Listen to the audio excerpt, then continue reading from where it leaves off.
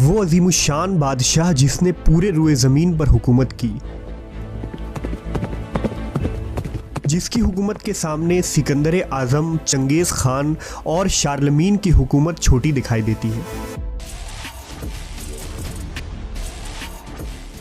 न सिर्फ इंसान बल्कि जिन्नात, हैवानात और तमाम मखलूक आपके ताबे थी।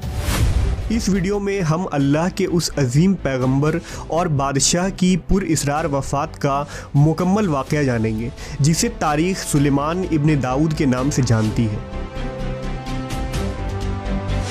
अल्लाह ने हज़रत सुलेमान अलैहिस्सलाम को बेमिसाल हुकूमत और सल्तनत अता की थी।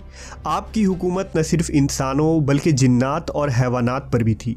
हज़रत दाऊद अलैहिस्सलाम की हुकूमत के वक्त से ही जिन्नात आले दाऊद के ताबे थे। उस वक्त पहाड़ों में रहने वाले देवहैकल जिन्नात इंसानी बस्तियों में आना शुरू हुए और हज़रत दाऊद के फर्माबरदार हो गए। हज़रत दाऊद अलैहिस्सलाम ने अपने बेटे हज़रत सुलेमान के लिए भी दुआ फरमाई कि जिस तरह अल्लाह ने उन्हें नेमतें अता की, उनके जानशीन को भी उन नेमतों से सरफराज फरमाए। लिहाजा सुलेमान अलैहिस्सलाम के दौर हुकूमत में भी ये जिन्नात नौकर चाकर की तरह आपके दरबार में हाजिर रहते और आपका हुक्म बजा लाते थे। ये हज़रत सुलेमान के हुक्म पर बड़ी बड़ी इमारतें और महल बनाते थे। उन जिन्नातों में बहुत सारे काफिर और सरकश भी थे, लेकिन इसके बावजूद वो हज़रत सुलेमान के फर्माबरदार थे। मगर इन तमाम नेमतों के बावजूद मौत से हज़रत सुलेमान को भी निजात न थी और ये मौत आपको भी एक मुकर्ररा वक्त पर आनी थी। दरअसल मुल्क शाम में जिस जगह हज़रत मूसा अलैहिस्सलाम ने अपना खैमा गाड़ा था, ठीक उसी जगह हज़रत सुलेमान के वालिद हज़रत दाऊद अलैहिस्सलाम ने इबादत के लिए अजीम बैतुल मुक़द्दस की बुनियाद रखी। मगर इमारत पूरी होने से कबल ही हज़रत दाऊद की वफ़ात का वक्त आन पहुंचा और आपने अपने बेटे और जानशीन हज़रत सुलेमान को इस मुक़द्दस इमारत को मुकम्मल करने की वसीयत फरमाई। चूँकि देव और सरकस जिन्नात हज़रत सुलेमान के ताबे थे, लिहाजा आपने उन्हें इस मस्जिद की तामीर के कामों पर मुकर्रर फरमा दिया।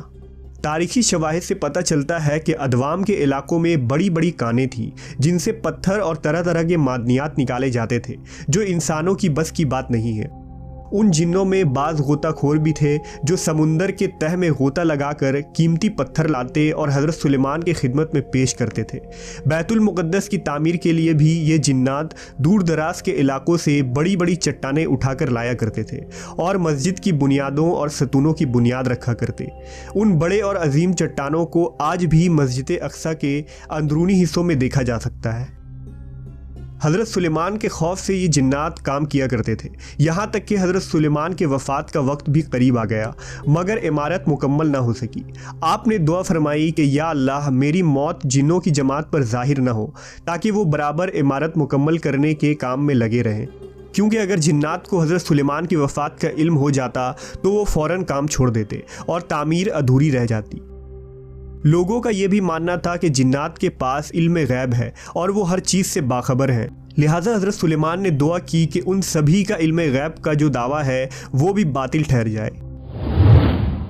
हज़रत सुलेमान ने मलकुल मौत से कहा था कि मेरी मौत का वक्त मुझे कुछ अरसा पहले ही बता देना। लिहाजा मलकुल मौत एक दिन आपके पास तशरीफ़ लाए और अल्लाह का हुक्म सुना दिया कि अनकरीब आपकी मौत होने वाली है।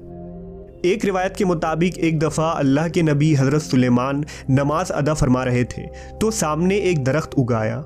हज़रत सुलेमान ने उससे पूछा कि तेरा नाम क्या है? उस दरख्त ने कहा खरूब। आपने पूछा तू किस चीज़ के लिए है, दवा के लिए या नस्ल बढ़ाने के लिए? पौधे ने कहा घर की खराबी और वीरानी के लिए। लिहाजा हज़रत सुलेमान समझ गए कि आपकी वफ़ात का वक्त करीब आ चुका है। हज़रत सुलेमान ने जिन्नातों को एक शीशे का मकान बनाने का हुक्म दिया। आप वहां दाखिल हुए और अपने असा पर टेक लगाकर अल्लाह की इबादत में मशगूल हो गए। इसी दौरान आपकी रूह कब्ज़ कर ली गई। लेकिन उस लकड़ी के असा के सहारे हज़रत सुलेमान इसी तरह खड़े रहे और जिन्नात इधर उधर देखकर आपको ज़िंदा समझकर अपने कामों में मशगूल रहे। जिन्नात ये समझ रहे थे कि आप ज़िंदा खड़े हैं और इबादत में मसरूफ़ हैं। आप इसी हालत में एक लंबे अरसे तक खड़े रहे। मुफस्सरीन ने लिखा कि हज़रत सुलेमान इस हालत में 1 या 2 माह खड़े थे। बाज़ ने लिखा कि आप 1 साल इस असे के सहारे खड़े रहे। इससे जिन्नातों को कोई हैरत भी ना हुई, क्योंकि वो कई बार देख चुके थे कि हज़रत सुलेमान एक एक महीने बल्कि कभी कभी 2-2 माह तक बराबर इबादत में खड़े रहा करते थे।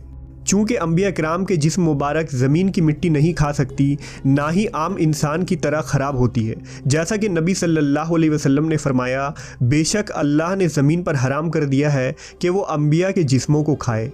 लिहाजा हज़रत सुलेमान इसी हालत में वहाँ खड़े रहे, यहाँ तक कि हज़रत सुलेमान जिस असा के सहारे खड़े थे, लकड़ी के उस असा को दीमक ने खाना शुरू कर दिया। असा आखिर कमज़ोर होकर टूट गया और आपका जिस्म मुबारक ज़मीन पर आ गया। उस वक्त जिन्नों की जमात और तमाम इंसानों को ये इल्म हुआ कि आपकी वफ़ात हो चुकी है। हज़रत सुलेमान अलैहिस्सलाम की वफ़ात के इस अजीब वाक़े ने इस चीज़ की भी हकीकत खोल दी कि खुद जिन्नात को भी पता चल गया और सब इंसानों को भी कि जिन्नात आलिमुल गैब नहीं है, क्योंकि अगर उन्हें गैब का इल्म होता तो हज़रत सुलेमान की मौत से 1 साल पहले ही बाखबर हो जाते। फिर जब हमने उस पर मौत का हुक्म भेजा, जिन्नों को उसकी मौत ना बताई, मगर ज़मीन की दीमक ने कि उसका असा खाती थी। फिर जब सुलेमान ज़मीन पर आए, जिन्नों की हकीकत खुल गई। अगर गैब जानते होते तो इस खारी के अजाब में ना होते।